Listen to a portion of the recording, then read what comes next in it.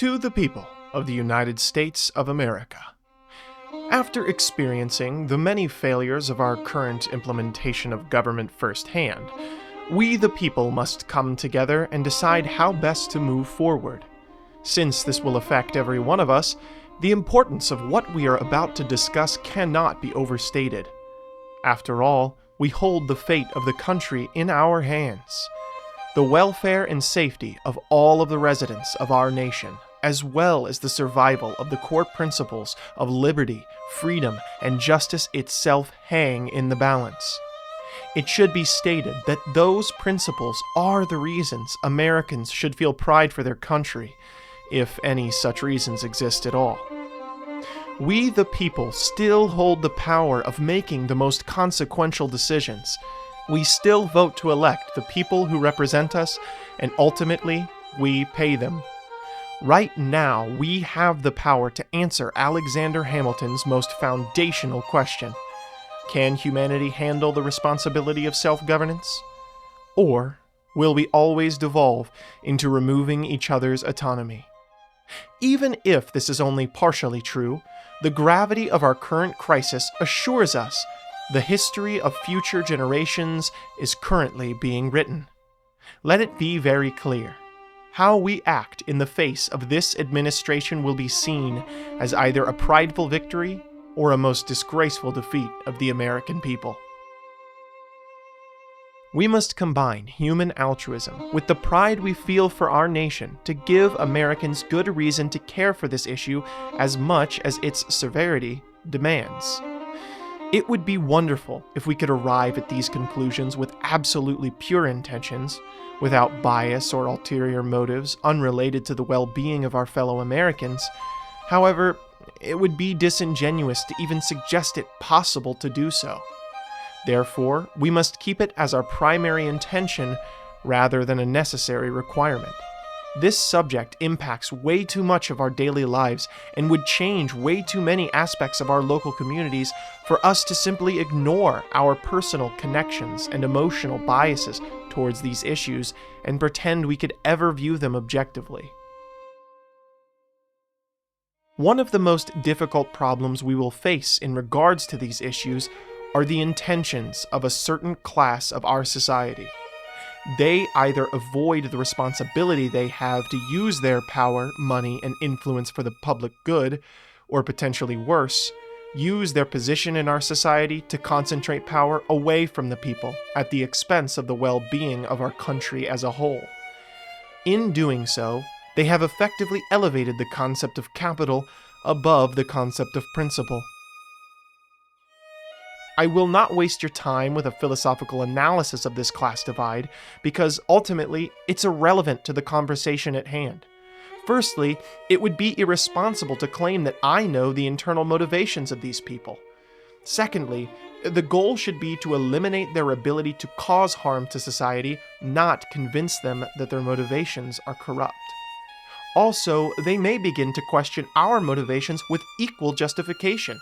After all, they may claim, after hearing our honest concerns, that we simply are suffering from jealousy of their positions in society. They may suggest we are only concerned with their potential to cause harm rather than actual harm caused by their actions. We shouldn't dismiss these objections outright, however, as bias is unavoidable, no matter how noble your intentions. It's clear that bias still existed in the minds of those we view as being on the right side of history. We must use this insight to learn the important lesson of moderation in our views, no matter how convinced we may be that our views are righteous. Reflection upon this fact should give us even more caution in claiming our position is grounded in truth, as with hindsight from the future, our intentions may be just as pure as our adversaries. The supposed negative qualities of ambition, animosity, righteous indignation, and malice that we often solely attribute to that certain class of society can just as easily manifest themselves within us as well. If we were to abandon this concept of moderating our assumptions of the opposition, which it seems those in control of our current political systems have already done, then we will continue the cycle of oppression humanity seems dedicated to maintaining. In politics, as it is in religion, persecution of the members of an ideology will only cause more to join them out of sympathy rather than expose the harmfulness of the ideology. No matter how just this conversation is able to be, the signs of decay, which attempt to enter all discussions of national importance, have appeared. Individuals filled with anger and passion will set their malignance loose. We will be left to decide whether or not to follow their hollow messaging. Since their only hope to advocate for the truth of their claims and increase their loyalists is through the loud and abrasive nature of their insults. They will stigmatize those arguing for the necessity of the institutions of governance, claiming those institutions are corrupt and hostile to the ideals of liberalism. An attentive suspicion of danger to our fellow Americans' rights, more likely a result of flawed perspective than emotional bias, will be dismissed as rhetoric devices intended to deceive the public, rejected as claims made to signal virtue rather than actually defend the public good. People have forgotten that concern for your country requires one to care for it. People have forgotten how easily distrust can erode our fundamental tenets of liberalism. And although it's vast and seemingly bloated, people have forgotten how essential our complex systems are to liberty. While it may be accurate and truthful for people to be concerned with the potential pitfalls of blind obedience to existing structures, it's more often that malefactors feign concern for the people than it is for them to hide behind the enthusiasm for bureaucracy and government. History has taught us this through the many examples of authoritarianism, especially in cases where they seek to topple existing republics. Most of these lessons begin with their rise to power by promising servitude to public interests, then appealing to prejudice rather than rational policy, and ending with them becoming unwavering tyrants. I hope it's apparent at this point. My intentions are to prepare you for a dialogue in good faith, to instill in you the utmost concern for your own well-being, and to ensure you are able to analyze these arguments on nothing but their truthfulness. I'm also quite sure it's obvious by my arguments in this essay, my views are in favor of our current constitutional system of governance, and more importantly, believe it is currently under threat. I owe it to you to be honest on the grounds of our shared identity as Americans. It's clear my beliefs are that the current administration is in direct conflict with the core principles of liberalism and the vision the drafters of the Constitution had for our country. It is decidedly not my goal to appear as some uncommitted observer, but rather to openly defend my point of view with reason and historical context. Those with truly good intentions embrace clarity and reject ambiguity. I will not, however, spend too much time discussing my motivations.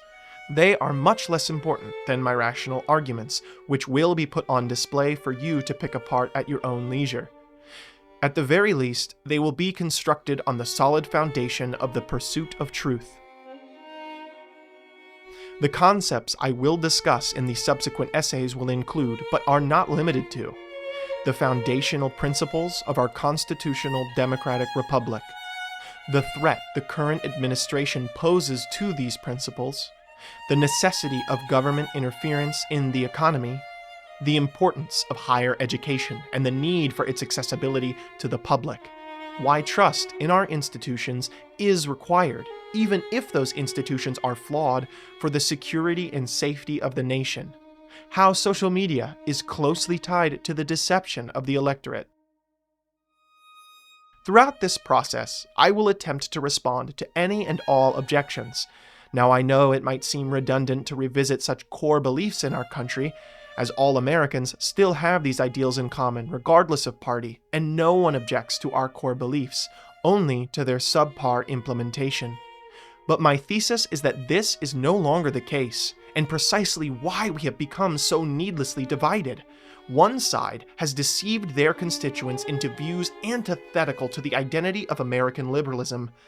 This new brand of perverse patriotism that betrays its own country will continue to grow among the American people unless those of us who care to preserve this union fight for its continued existence. We must acknowledge we live at the precipice of a new era of history.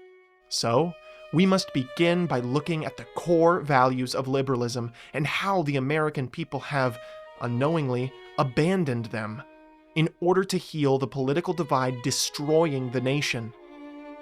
This will be the subject of my next essay.